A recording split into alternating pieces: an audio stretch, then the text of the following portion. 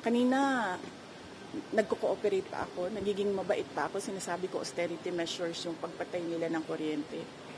Hindi lahat ng tao doon nagsasabi sa house, hindi pinapatay ang kuryente. Pinapatay ang aircon. Pero ang kuryente hindi.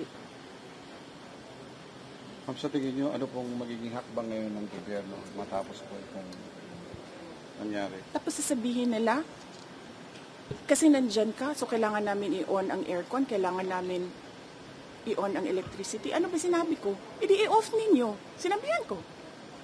Anong pangalan ng general na yun? Sinabihan ko. Sabi ko, sir, hindi ko naman kailangan kuryente. Hindi ko kailangan ng aircon. Sa opisina ko, hindi ako nag-aircon. Ayaw ko ng aircon. And it turns out, nalaman ko, sira pala din talaga yung aircon sa opisina ni Kong Pulon. So wala talagang aircon dun.